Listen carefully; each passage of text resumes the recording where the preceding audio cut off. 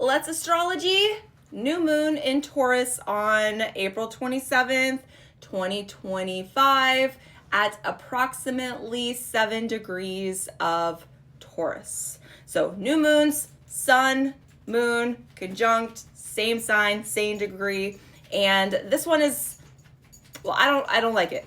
I don't know if what I'm thinking of is James Vanderbeek in, I think, Friday Night Lights, if I remember correctly, that phrase or that line where he's like yelling at his dad. He's like, I don't want your life. That's how I feel about this moon. I don't like it. I'm going to be honest with you. I'm not trying to fearmonger, but I don't like this moon.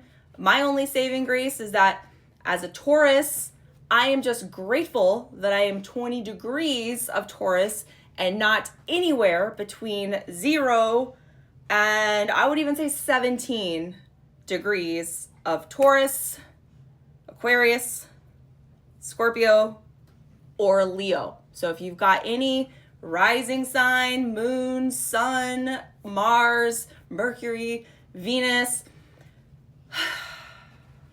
just don't this week. Like, just don't. Like, don't what? None of it. Let's go look at the moon. And here she is, ladies and gents, the moon that I'm referring to that I don't like. Looks rather unassuming. Doesn't look threatening whatsoever to the untrained eye. Let me go show you what I'm talking about though. Now, this is already happening. This started, I think, on April 17th or like 18th.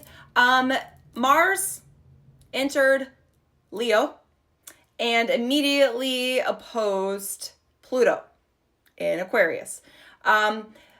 When you have two planets in opposition to each other or approximately 180 degrees apart, give or take a few degrees in either direction, you have two planets that are essentially looking eye to eye, puffing out their chest. They've got a issue or problem that they want to resolve, and they're not necessarily seeing eye to eye. You've got Mars, planet of action, aggression, passion, sexuality. Mars can be, it rules blood, sharp objects, it's accidents, things like that. But it's what drives us. It's what gets us up and going to take action. Pluto, Lord of the Underworld. Oh, God of War, Lord of the Underworld. Pluto is our fears. It's our deep psychological cares and concerns. It's the darkness within. It's dramatic changes. It's transformation. It's having to change under fire in many, many ways. So we have these two in opposition. If you've, noticed that people are a little bit more squirrely, I would even say if you do have pets that could possibly be a little volatile, keep them apart the whole week. Like, I would say even like 5 days after the moon, from now until 5 days after the moon, just to be safe. Because what do we have here? Like, this is like two people at a party and they're like about to start talking and start scuffling. But it's like, this is bad enough, but let's so if this wasn't bad enough as it is, this is just like a face off. These guys up here, dang it, my fingers don't go up. See the little circle at the top? This is a T-square, guys. So it's like these two are fighting, and then like the sun and the moon show up, and they're like, oh yeah? Well, guess what else? And now they're like in an all-out brawl. Because a square, those are the 90-degree angles, the sun and the moon are making to Mars, sun and the moon are making to Pluto. So now Pluto is engaged in an all-out, fight fest with the sun and the moon. So is Mars. They're still kind of going at it as well. But the moon and the sun are really going to be that pressure point. It's almost like the energy that was building with this opposition now needs a channel to go somewhere. So it's going to go out wherever the sun and the moon is in your chart. So the sun is all about your ego, it's your vitality, it's similar to Mars in that it's a part of what drives you, but it's more like a physical thing. The moon is your emotional nature. So it's like your aggression and your fears, they've been kind of battling it out, and now it's like they're coming out very like they're manifesting in a physical way, in a way that is very emotionally volatile. Like this is probably not going to look good on the global scale either. So be nice, be kind to each other. I want to look at one last thing, because really truly there's not a whole lot there's not a lot of like moving pieces with this moon in relation to other moons. But whenever you're looking at a moon, you're also going to have to go look at the ruler of the moon. That is Venus. So Venus, circled up there, she's going to give us a little bit more nuance to the story.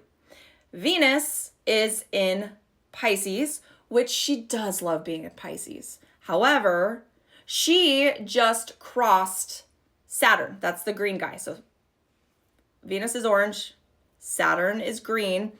Also the North Node. What?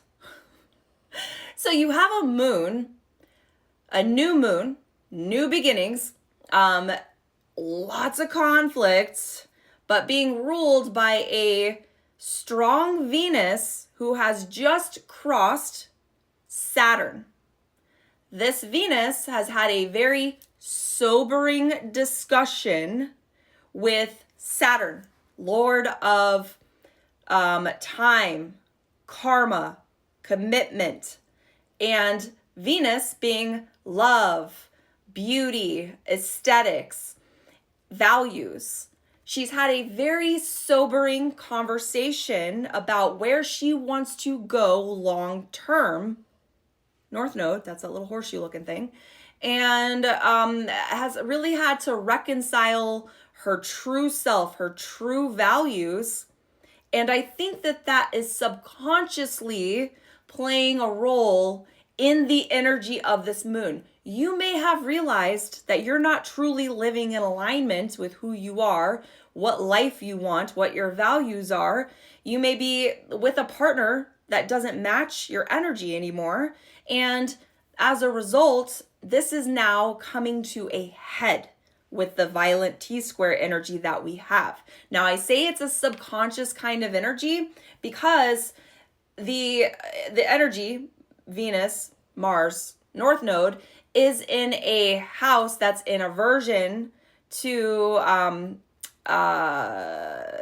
Jesus, I'm like completely spacing, with the Mars and the Pluto opposition. So like that means basically that this energy doesn't really necessarily see or understand the energy in the 8th house, because it's in a house that's flanking that house. And then if this by degree was closer to 4 degrees, like that Mars, it would be an in conjunct, meaning that it would be a very uncomfortable, like psychological, but as it is, it's not by degree in any kind of conversation. And so there's no like way to really consciously connect the drive, the ambition, the fears, the darkness, the shadow work. However, there is a sextile-ish, although not really by degree, to the sun and the moon. So they're not really even getting any support there, just a little bit by sign, although not by degree. So it's not a very strong connection. It's almost like this sobering conversation is just really lying dormant underneath and is providing the oomph needed to kind of trigger that T-square energy. So be safe, be kind, be loving, and maybe just stay inside. That's my advice.